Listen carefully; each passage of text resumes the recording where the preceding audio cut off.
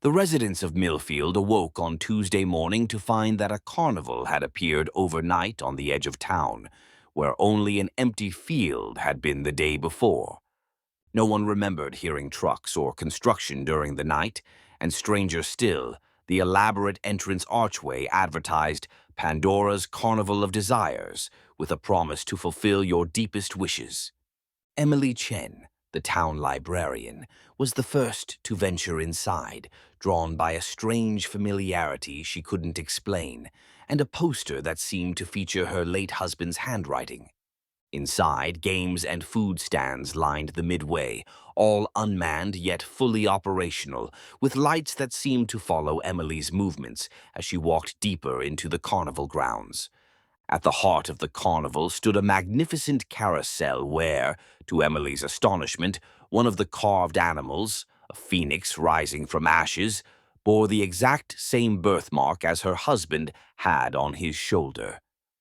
With trembling fingers, Emily reached out to touch the familiar mark, and as her skin made contact with the wood, the carousel jolted to life with a surge of warm golden light and the phantom sensation of her husband's touch on her shoulder. As the carousel spun faster and faster, Emily found herself laughing for the first time in years, feeling her husband's presence all around her, his voice whispering in her ear promises of being together again. When the ride finally stopped, Emily found herself standing before a small booth containing a contract promising to reunite her permanently with her husband for a modest price to be collected later.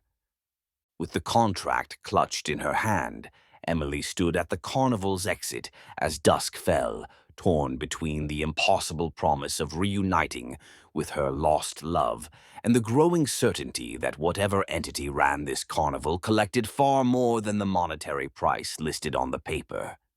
That night, as the town slept, Emily researched tales of traveling carnivals in the folklore of dozens of cultures, discovering identical stories spanning centuries of people who signed away their souls, memories, or years of their lives for a chance at their heart's deepest desire.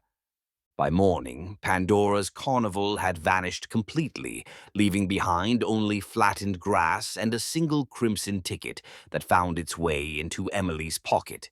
promising in gilded letters to return whenever she was finally ready to pay the price.